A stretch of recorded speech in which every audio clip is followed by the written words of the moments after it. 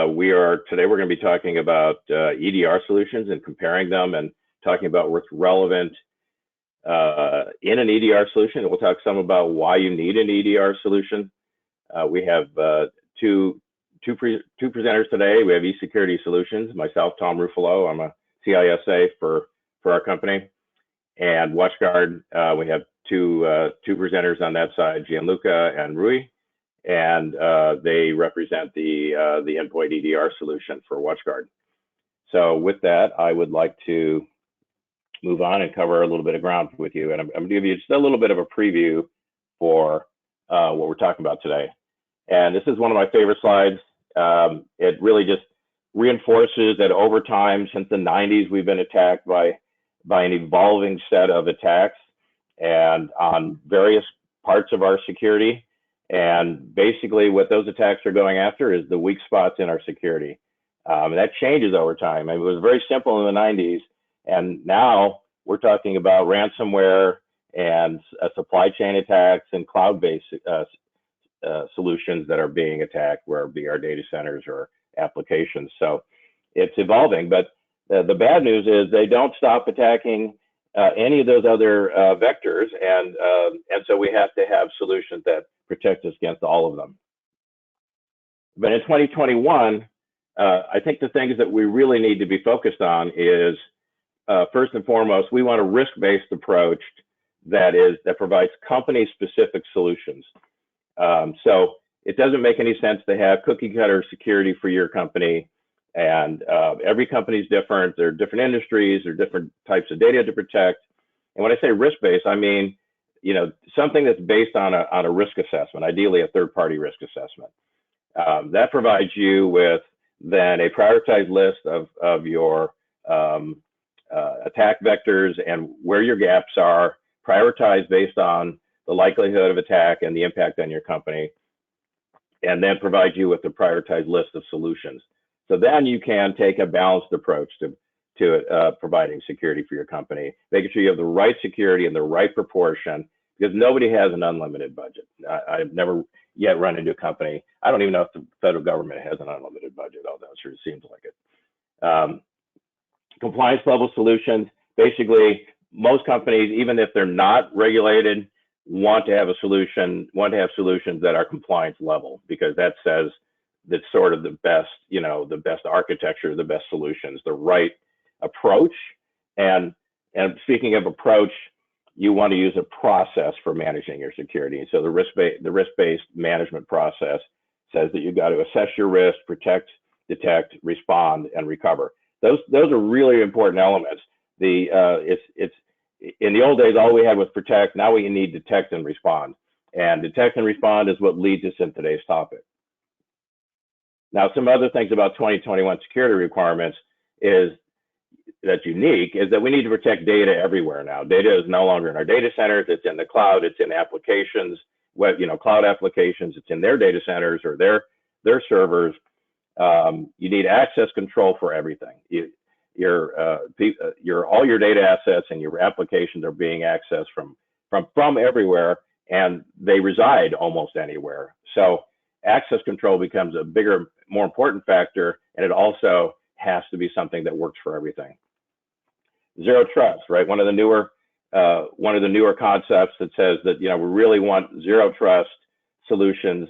We want solutions that don't trust anything as a premise, and therefore it's the exception would be we allow things that we know we trust and we know we want, rather than going the other approach of we allow everything and then try to block things that look like they're anomalous. And you really need a 24/7 management solution for your security today, because attacks don't stop during the day, and you need to protect, detect, respond, and a compliance level solution 24/7, provided either by your team or by a third-party team. So EDR, so Gartner defines EDR as a solution that records and stores endpoint system-level behaviors, uses various data analytics to detect malicious behavior, and then block the malicious activity, and then to provide remediation, at least suggestions, right? And then the EDR solutions must provide detection, they must contain it, they must be able to investigate, and must be able to remediate. So those are important factors. The detect part, endpoint security does that, but to be able to contain, investigate, and remediate, that's what leads us to an EDR solution. So given that, then what I'd like to do is transition it to Gianluca and Rui and let them talk about endpoint security and EDR. So thank you very much, Tom. So let me take the presenter and start sharing my screen. Got it. Thank you very much. Tom, thank you very much for this introduction, and welcome everyone. Today we're going to cover, comparing the leading EDR solutions, what really matter. Maybe just housekeeping on our side, please feel free to use the chat. If you have any questions, we will try to reply back real time. An introduction on my side, and then we'll leave to Rui doing the same. My name is Gianluca Busco. I'm the Vice President Global Endpoint Sales for WatchGuard. I came from the Panda acquisition, 20 years in the endpoint production space. Before the acquisition, I was the Vice President of Sales and Operation for North America, another couple of countries in Europe. I spent many years in Symantec. I was responsible for product lines, and also I was responsible for alliances like IBM, Deloitte, Entity Data, Dimension Data, and before that I was in Sophos. So again, 20 years in this space, and mainly in sales and sales operations. Rui, over to you. Are you sharing the screen, Gianluca? Because we just see a white screen. Let me do it again. Now it's a good time to check it. Yeah, that's a good way. Let me see if I can do that again. And I apologize.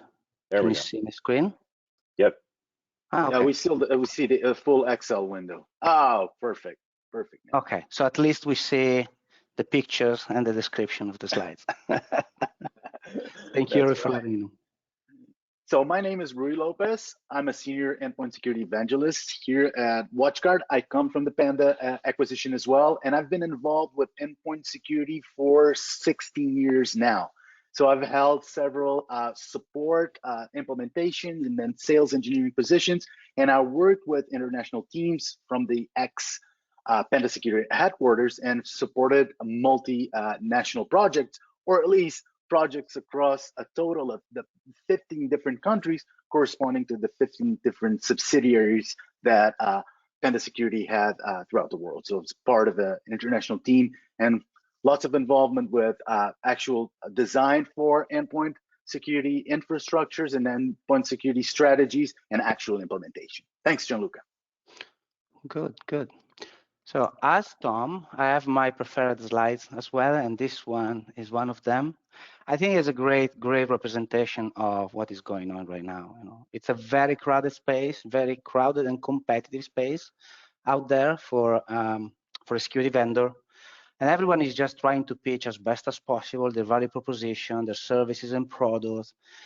And sometimes there is so much noise that sometimes it's just even impossible to understand if everyone is just selling the same kind of technology. What's the difference between a technology, between one technology to another one? It's just a product. Should I buy, I don't know, a managed service? And by the way, everyone is just doing or just saying, they have the best technology in the world. I have the best technology, I have the best product, I have the best service. Or, most of them, they can say, I can stop advanced threats, or I can stop ransomware. Unfortunately, the reality is quite different. And, these kind of threats, we'll cover that in a second, are not going anywhere soon. And still organization, unfortunately, these organizations are still struggling with that every single day. So on our end, okay, as a vendor, sometimes it's not so easy to raise our voice among the others and tell our story, okay? So how we are so different from any other security vendors out there, and why, why we are so different. That's the reason why we loved so much to host these webinars and to provide a different, new perspective to these problems. So let's jump into it. And I know there are many buzzwords related to cybersecurity in these days, but these are very, very relevant for us. And some clarity in some ways is absolutely needed.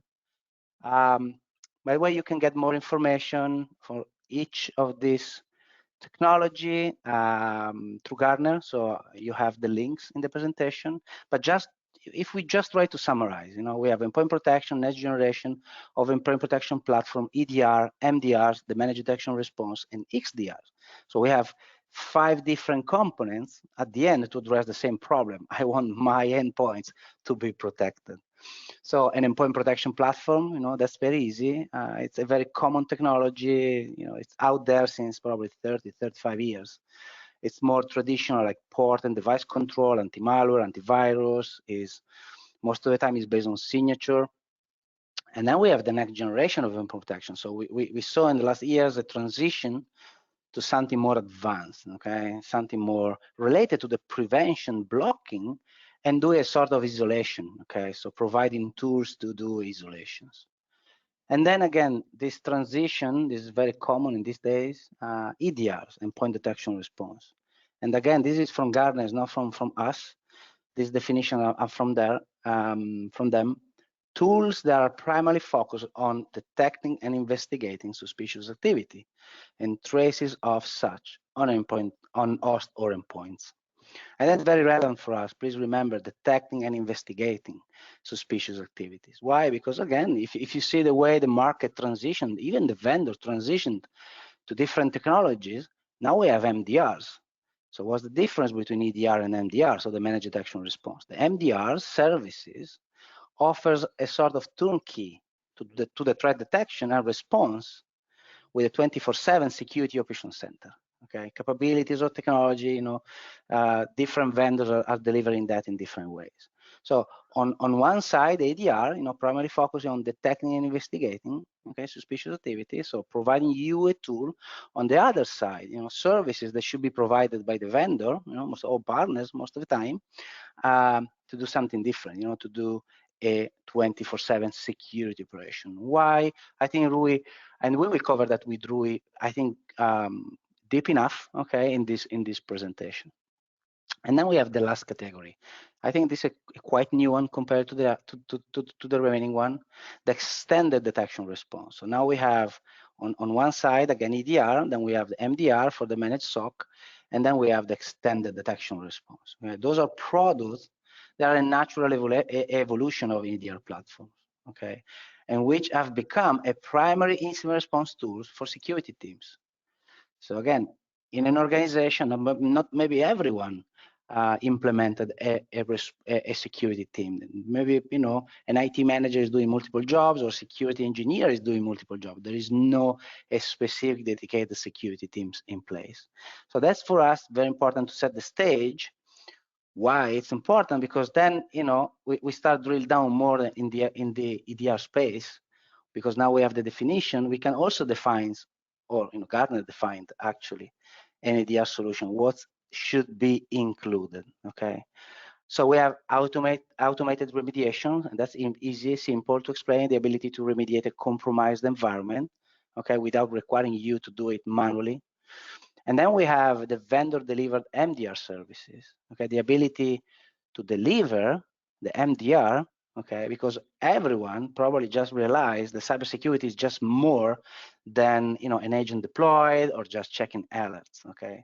So I think probably the question will be, did your vendor change their technologies, okay, in the recent years to avoid you paying extra fees to manage false positives, false negatives? Or maybe just to investigating incident that technology deployed is just raising. And again, are they trying maybe to overlap with the critical role of security partners like MSSP or not? So I think we will cover that in this presentation. And then micro attack, that's very, very, very common right now.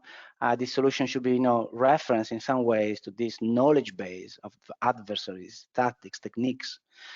Based on what? Based on real observation. So again, what defines an EDR? It's defined because you need this company. You need to do this real world observation based on frameworks, okay? And meter attack is one of them.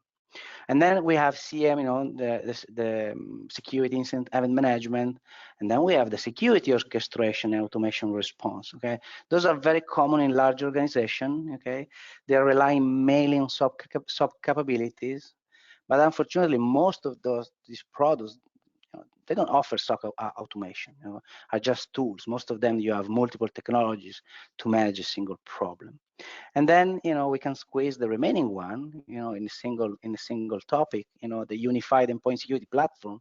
They should be considered as a sort of baseline for any EDR solutions, because they are providing more than just, the basic endpoint functionalities, but also try to combine the incident response and forensic. They're trying to combine these tools with multi-platform, but also they try to address the operation security. And if you're not familiar with that, this is referred to the way security is managed, but not just in a traditional environment, also from an operational technology standpoint. So SCADA environment or critical systems or critical infrastructures as well.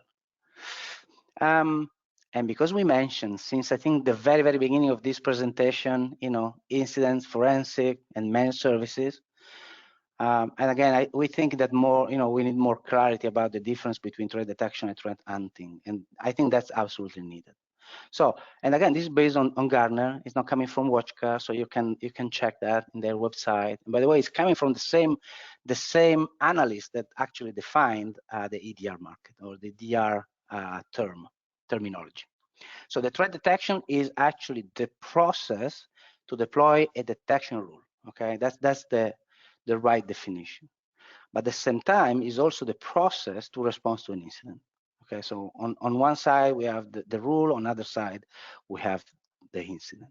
So most of the time, okay, this is a result of a technology purchase. Okay, so imagine that you have, or you purchase an endpoint protection. Okay, so it's a new technology for you, and then we deploy the new endpoint solution in your environment. So the behavior analysis is definitely something that we should consider as a detection rule. So I deploy the agent, I have my detection rule. Detection rule is, in this case, the behavior analysis. So what happened then? Then we start receiving alerts. And again, someone probably in your organization, okay, is checking every single one. Okay, they are doing a sort of triage. Okay, so we have an incident, or sorry, we have an alert, okay, that match the condition, the behavior is behaved not in a proper way, and then we do a triage. Okay, after that, we need to respond to an incident. Okay, this is the definition. This is the process of the threat detection. Again, this is very, very, very common. Okay, and it's very common also for vendors that are promoting threat hunting in their offering, so the threat hunting service in the offering, even in the MDR space. But at the end of the day, they are just managing a possible incident on your behalf. Okay, this is the reality. On the other side, so what's the difference between, again, threat detection and threat hunting? Threat hunting is based on a completely different concept. Okay, it doesn't include a detection rule to be deployed. There is no detection rule at all. Okay, but rely on create an hypothesis. So we don't have any evidence. We don't have any alerts. We don't have even IOC, an indicator of compromise. We don't have any IOA, indicator of an attack. Okay, we have just an hypothesis, and we want to test it. We want to look that in our environment. Why? Because we need to prove it. So if not proven, okay, we go back and we formulate another hypothesis. We change that, and we look again and again and again. This is a cycle. Okay, but what happens if the hypothesis, if proven, then we want maybe to pivot, to expand the scope. We want to do an investigation, and what's the outcome? And the outcome is different if you compare to the previous one. For sure, I need to respond to an incident. Okay, I have an incident to manage. Okay, but then I can develop, or I can change a new detection rule or a new detection content. Okay. As you can see, the process is different. The first one is very, very reactive. The second one is very proactive. So the question that we will try to address in this presentation is what's included in the technology, from a technology standpoint. And I think everyone is very familiar with that. It was on the recent news, I think worldwide. Colonial Pipeline, by the way, the ransomware is not going anywhere. It's a great title for this slide. Why? Because I think these kind of companies, they are very big or big enough. And if you think about them, their supplies, like, I was doing some researches. They're doing like 45% of the East Coast fuel in the United States, and they discovered that they were compromised by a ransomware attack. So they just announced or disclosed in a statement that just the IT part of the network was impacted, not the operational technology. Remember, the critical infrastructure, the critical network infrastructure. But at the same time, the company, because they were worried that infection would spread across the rest of the environment, they just shut down the operations. Okay, so the Colonial Pipeline initiated the process of restarting the pipeline after days, and as a result, okay, the product delivery was delayed a lot. The variant that was used in that specific attack is dark side, a sort of ransomware as a service. That's the reason why we are saying that ransomware is not going anywhere, but it's evolving. You have developers creating ransomware, and they are selling this ransomware to hackers as a sort of a service. Okay, so we have managed services to protect from hackers, and we have developers creating ransomware and reselling this as a service to hackers. Okay, so you can see how this scenario is changing. It's changing drastically, dramatically in some ways. And again, just to give you an idea, this company has $3 billion in assets, more than 330 millions of revenue, and for sure they had an advanced solution in place. We are sure of that. Okay, it's just I don't believe possible that a company of this size, they never had an endpoint protection installed. So how this is possible that this kind of attacks, this kind of threats are still happening? How is this possible? So, and part of the answer is probably that we will try to deep dive more. So why are EDR solutions still struggling with ransomware? Why? What's the reason for that? Is there a single agent architecture deployed, installed? Is there a real-time visibility available? And we are not just referring to the incident. Which operating system are supported? Legacy coverage. Is that specific machine that was compromised was a legacy machine? No patch available at the time, but maybe with an end-of-life software installed. And again, additional protection layers. Are those integrated? Or can the zero trust application execution be implemented in a company like that, or even in a very small business company? How this zero trust concept could be applicable to any organization, or even better, embedded in the product, included in the product. And how, goodware could be used to compromise an environment, how we deal with that. So Rui, over to you. Let's try to deep dive more this concept, and I will recap at the end, okay? Thanks, Gianluca, for the red pill, blue pill moment, right? Yeah, I love that. Yeah, I love so that. we believe that it's all about, well, mostly it's all about details, and connected to details and details that matter, it's about asking the right questions. And I think this progression of questions is a way to ask the right questions. And on the specific topic of zero trust, keep in mind, and some of you may have paid attention to this, that zero trust, the concept of zero trust, independently of the fact that it's applicable to several layers, security layers in the network, has now become a mandate. So the US is mandating zero trust. Section 1 of the executive order: incremental improvements will not give us the security that we need. We need to make bold changes. That means that zero trust and the zero trust architecture, must not be looked at as an additional feature set, as an additional set of services, but something that changes the way protection is meant to provide its service.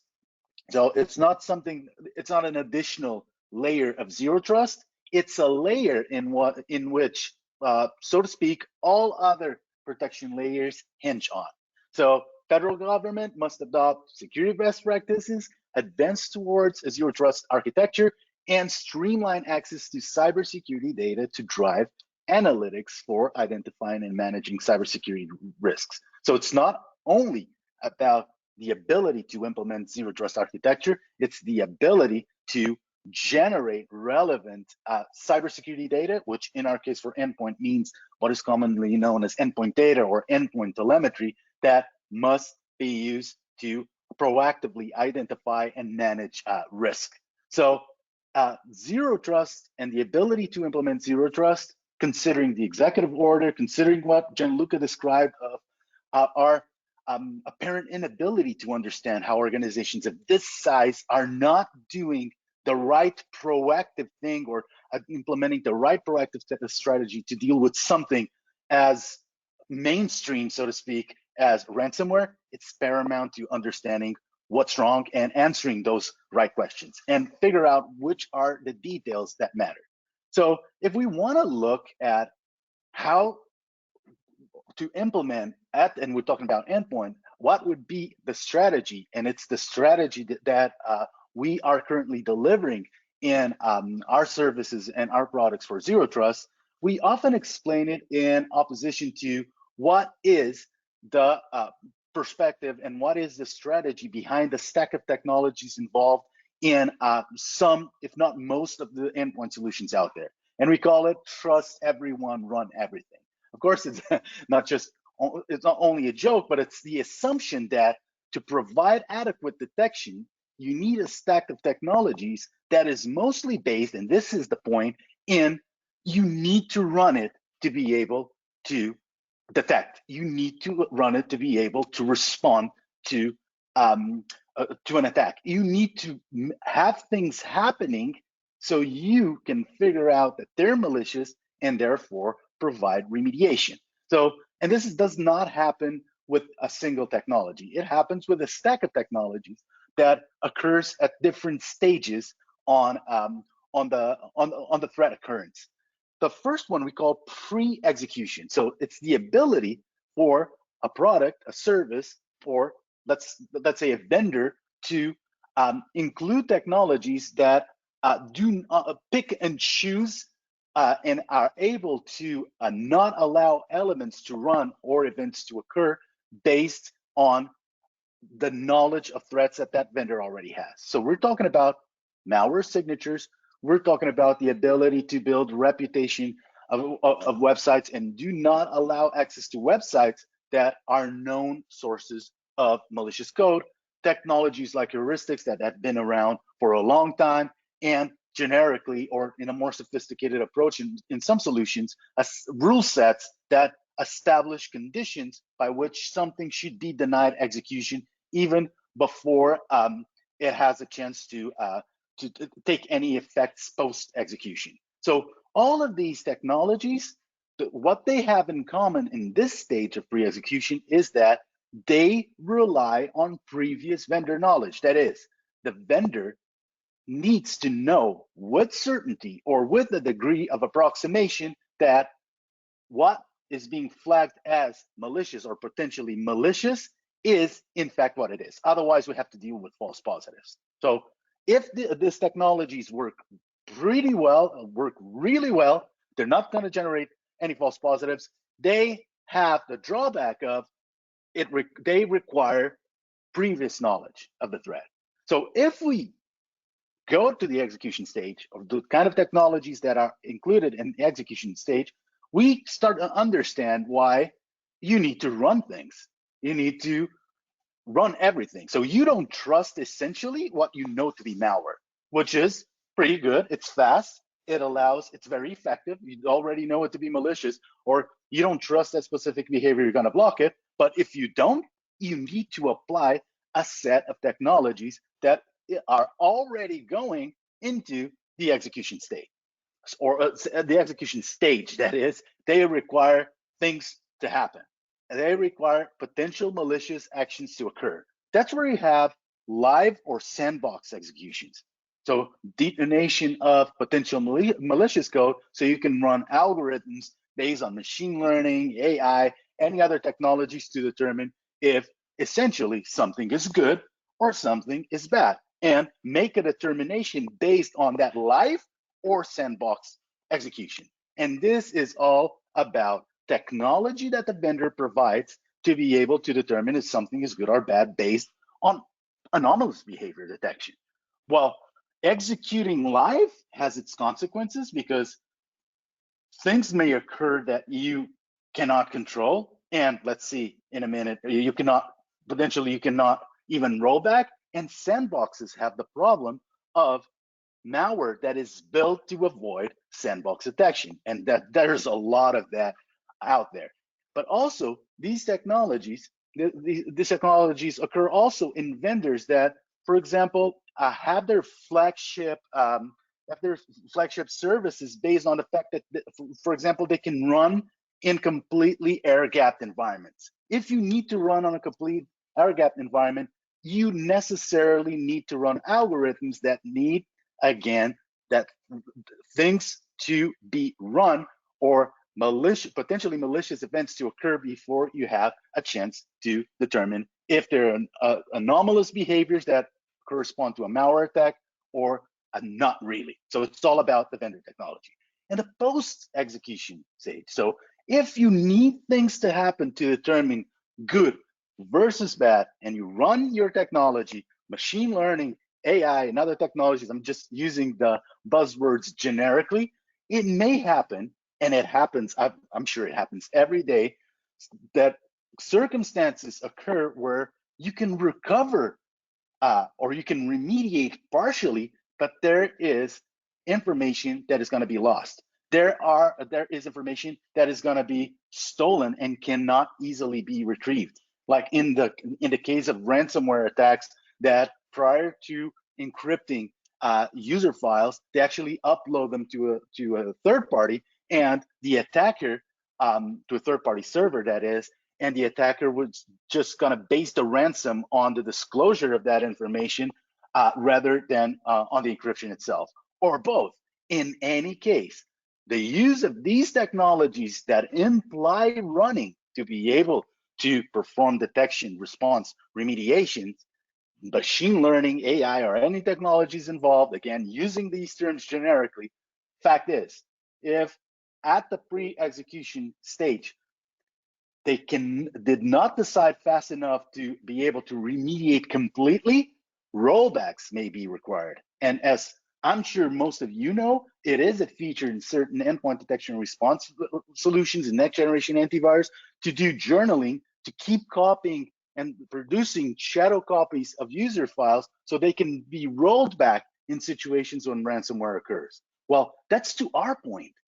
If some of those solutions require rollbacks to ultimately solve the problem of ransomware, even if that's a technology included in the stack of the solution, it means that you need to be affected first by ransomware in order to solve the problem. That is not zero trust.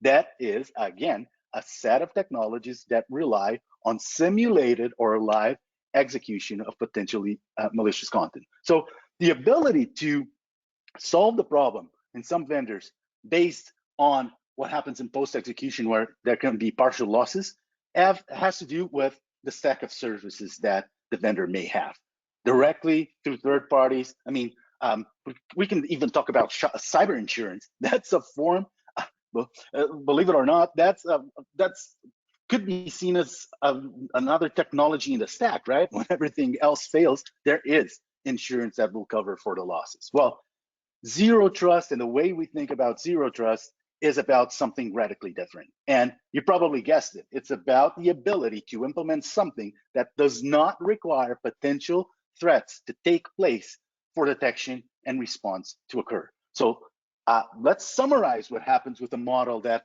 we described as need to run everything or trust everything, or with an antivirus, or with the recipe of the antivirus in the last 30 years. Let's look at the graph on the left side. So we have malware.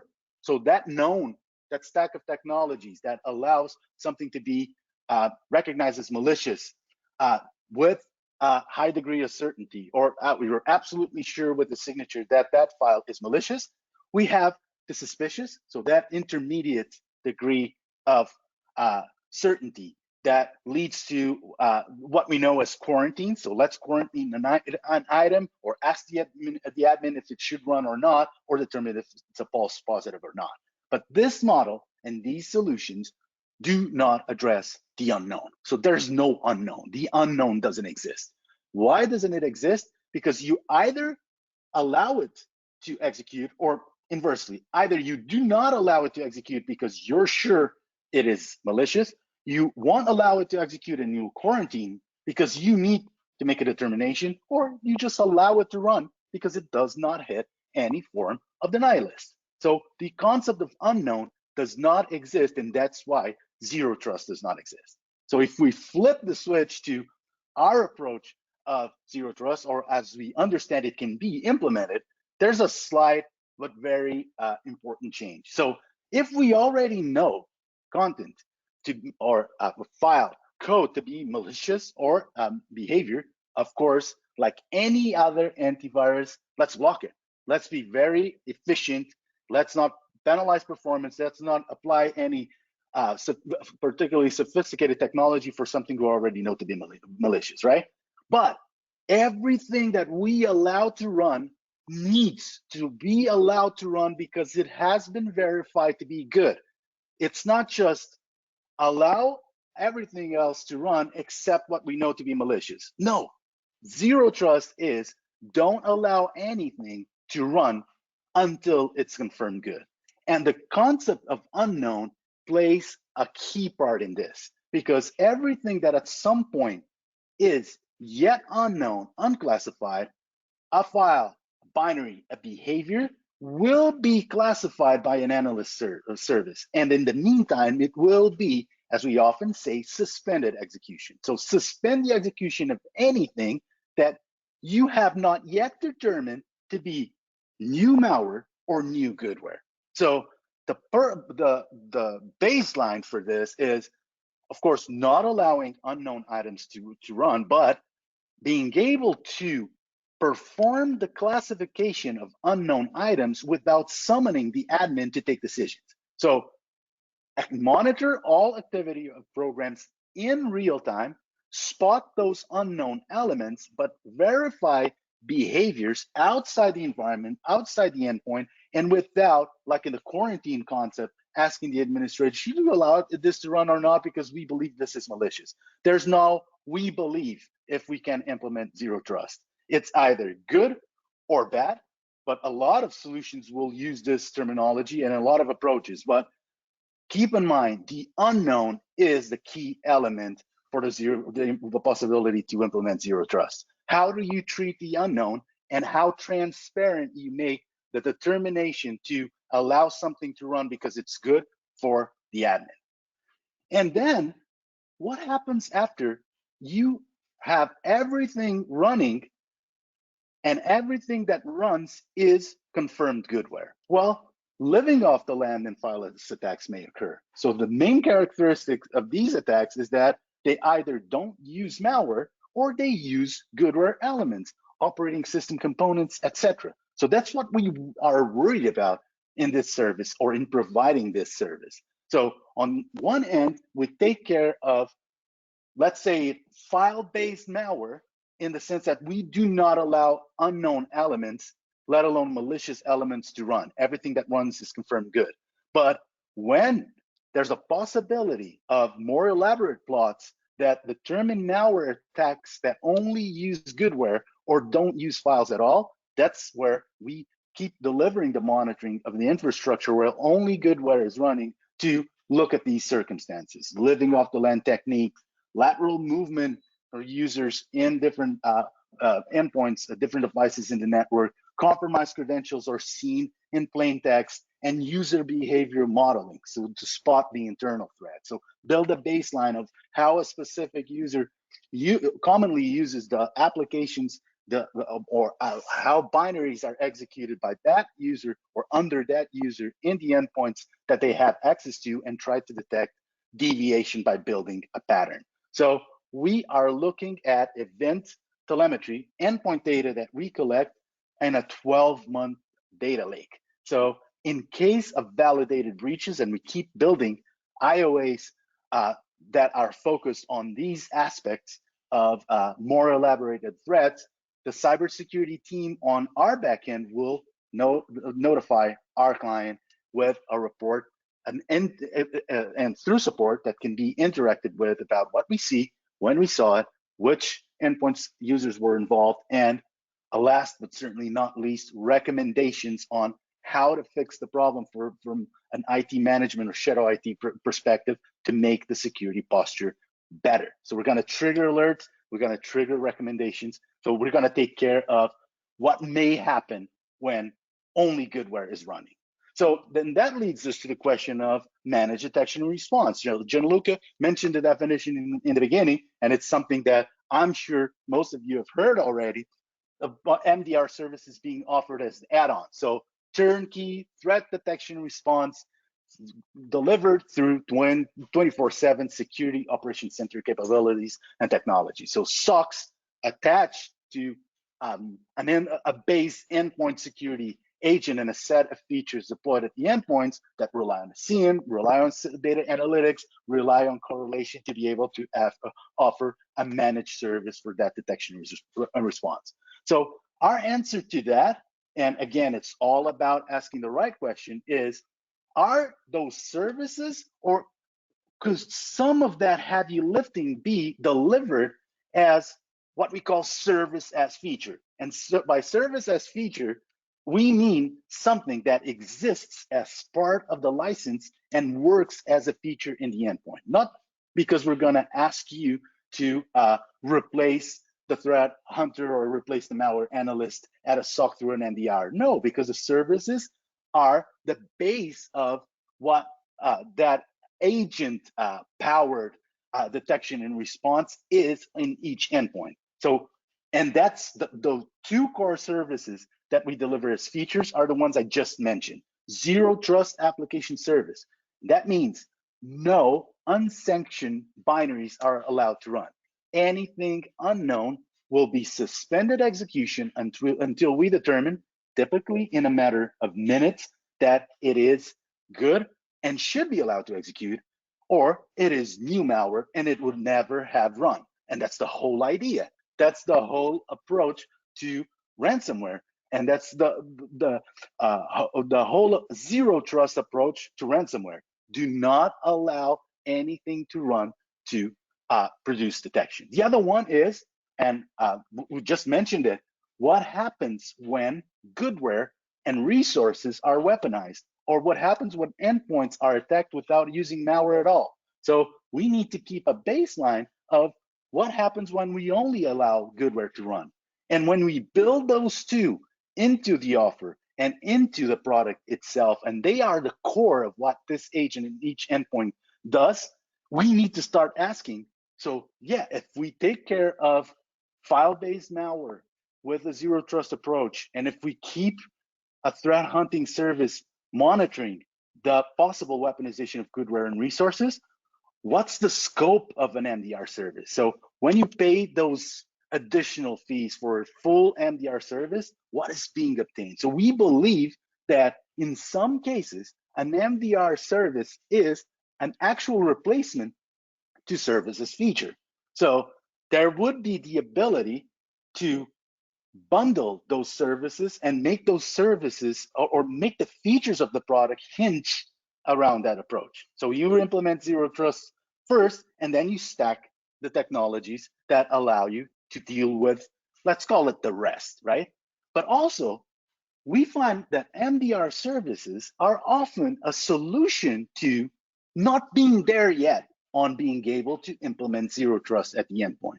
And why? Because if the zero trust approach is not mature in terms of backend and the ability to make decisions on its own, it's gonna be very hard on the admin, because it's gonna summon, again, it's gonna request the admin to take decisions, and that's exactly what we don't wanna do. And that's exactly what leads the admin, when he's not a cybersecurity or an endpoint security expert, to make mistakes, right? So what's the added value of that, and what is beyond that?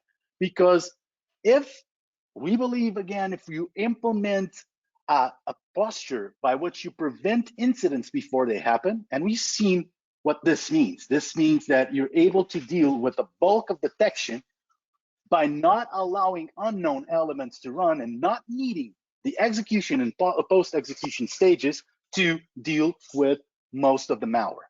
So the bulk, and I'm not going to bore you with the numbers, but this is just a graphical representation of the bulk of what we block in a pre-execution stage. And also with those concurring basic, as we often call them, technologies that we don't think they're basic, they're very effective. If you already know something to be malicious by signature, by URL reputation, by heuristics, blacklist rule sets, you're gonna do it. You're not gonna allow it to execute. But the rest of it is dealing with the unknown, implementing zero trust, and transparently assessing to every unknown element and not allowing unknown elements to run until they're confirmed good.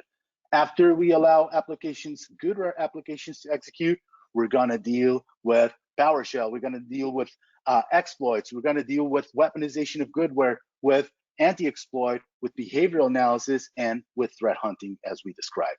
But most of what we do pre-execution. And we believe that's the way to go, and that's the model of the future. Well, let's go back, or let's finalize the approach on asking the right questions and seeing how we stand or stack against a set of competitors in the space, and where we see asking the right questions that the answers should be. So one of the first questions we asked was about single agent architecture and real-time visibility. So it's very important to reduce the possibility of error and of points of failure by having, and performance is big, by delivering in a single agent, not having several agents and several components running in the endpoints. Some of the solutions that we see in the EDR space, probably because they grew by acquisition or different product lines, do not deliver a single agent. And some of those that deliver or not deliver a single agent, they don't have real-time communication. That means that information about threats, endpoint data, or even configuration changes can take 10, 15 minutes to reach an administration, to reach from the endpoint, the administration console or the backend, or from the backend or the administration console to the endpoint. So we believe this is real-time information and real-time telemetry generation is key to an EDR standard that can deliver zero trust.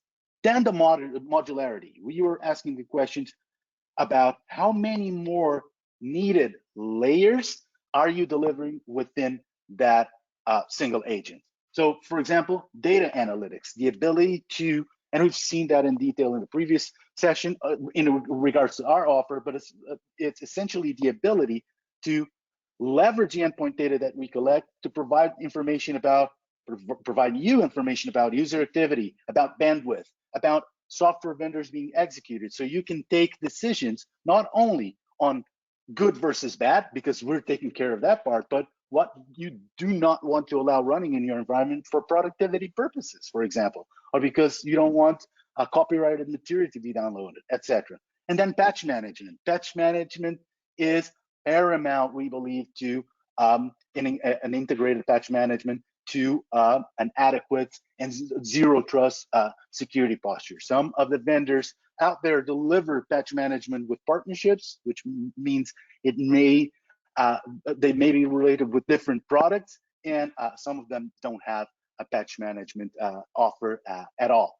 We also have the a compliance feature for full disk encryption that facilitates the management of BitLocker. That is something that other vendors in the market are offering as well. And we have a specific model for GDPR that we hope to bring to North America in the future to identify PII in unstructured data files, inventory it, and even delete PII in unstructured data files. Something that we see most of our competitors not doing, or doing it in a partial, not focused way on the GDPR regulations.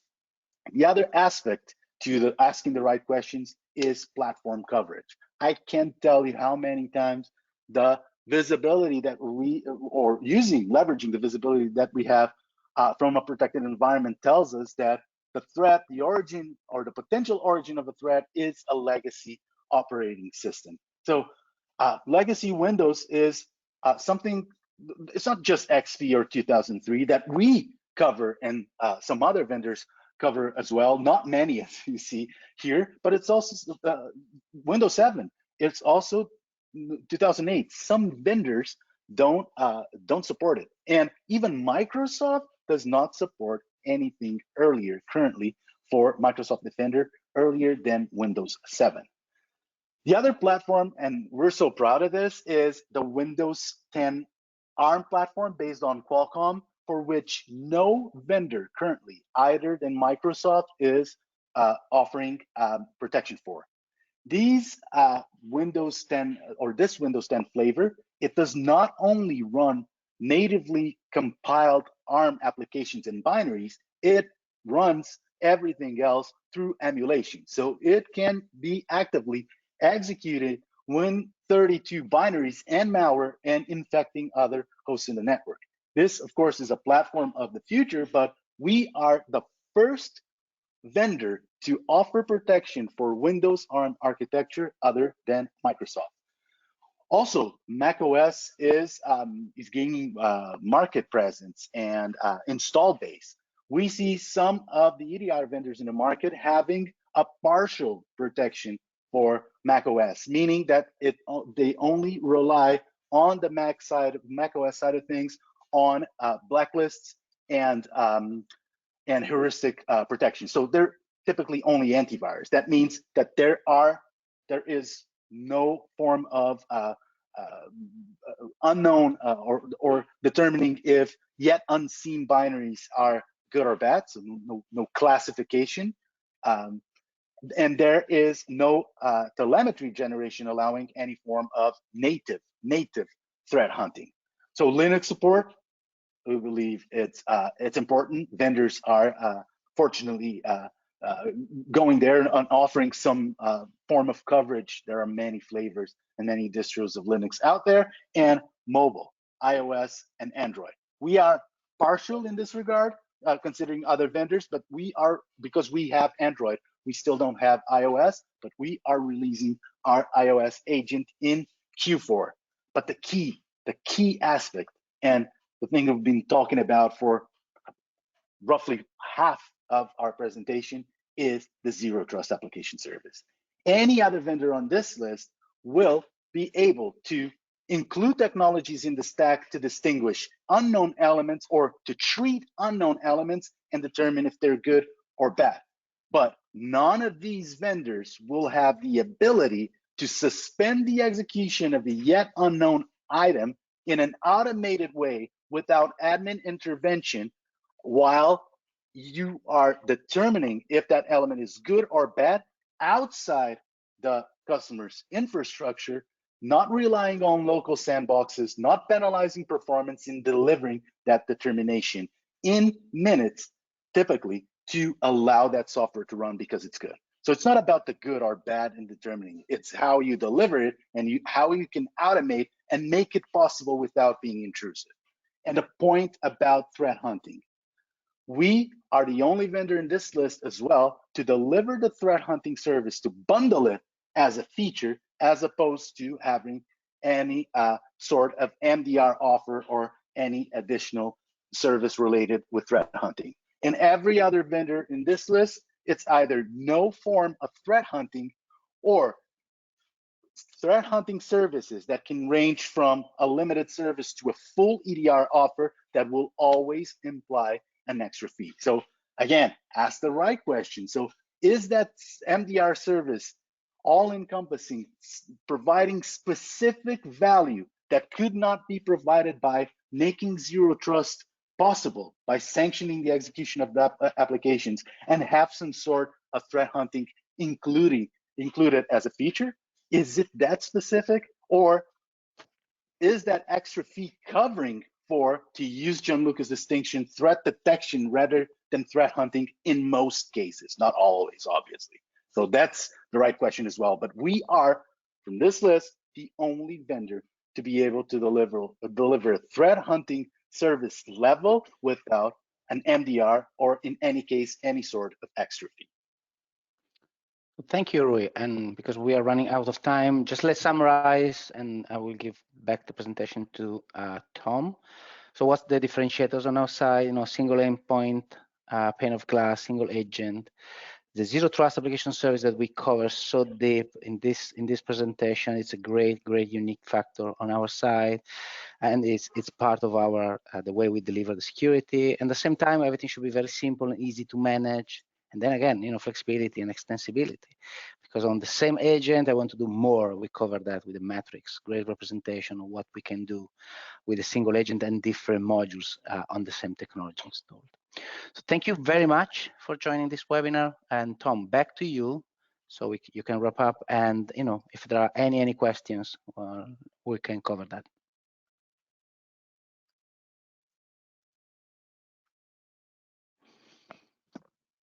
And Rui and Tom, we cannot hear you. Sorry. Thanks. Thanks for letting me know. So thanks, guys. I just wanted to cover a couple of other things. One of them is a special offer we're offering to our viewers here today, and another one is I just wanted to quickly cover what eSecurity can do to help you, and dovetails with what WatchGuard's doing. Our basic focus as a company is providing risk assessments, managed security, and helping our customers to buy the right products. So we're a reseller for WatchGuard. We're also a managed service provider for WatchGuard products, whether it be firewalls, endpoint security, including EDR and MFA. We have a overall architecture like this that we provide to our customers, which includes a 24/7 SOC with a SIM, and then we can manage a fairly large group of individual security products, as well as monitoring and your servers and your network endpoints. So providing it rather, complete infrastructure for providing compliance level security. In terms of products and services, I'm just going to kind of show it. I'm not going to talk about it, but there's a variety of services that we provide in each category. We work with a reasonably broad set of vendors to provide that, WatchGuard being one of our focus vendors. And WatchGuard has an increasingly broad product line with very high level of security, and they focus on small to mid-sized companies. So that's a good focus for us. We help companies implement the managed risk management process. And lastly, I just wanted to talk about a special offer, which is an endpoint risk assessment.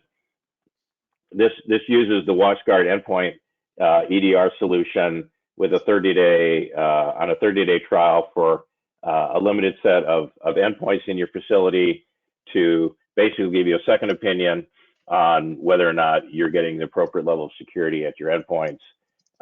You get real-time visibility. It tells you if you have undetected threats, missing application patches, etc.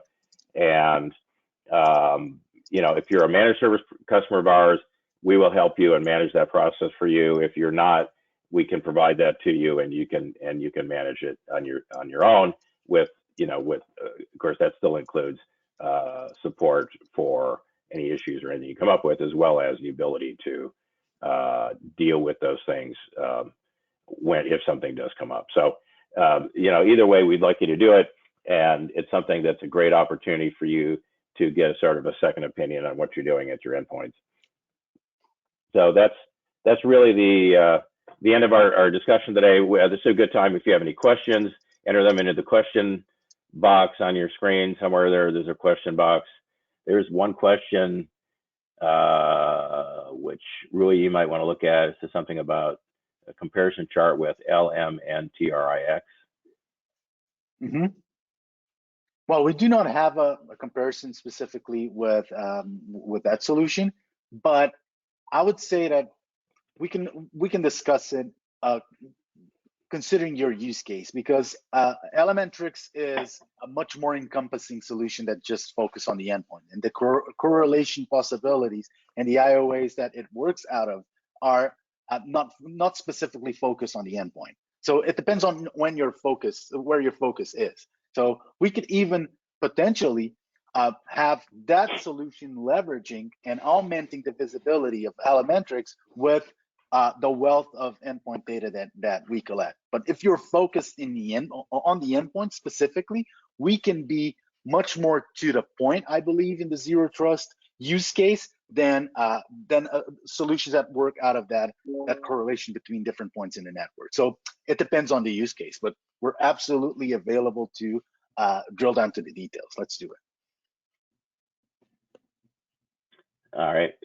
So I don't see any other questions, unless I'm missing something. So thank you very much for attending. We took your full hour and 2 minutes. We hope you enjoyed it. We will have our sales team here can follow up with you to see if you are interested in the risk assessment, or if you're interested in the product, or interested in any of our services, or if there's some other way that we can help you. So we look forward to talking to you in the future. Thanks for attending, and have a great week. Thank you.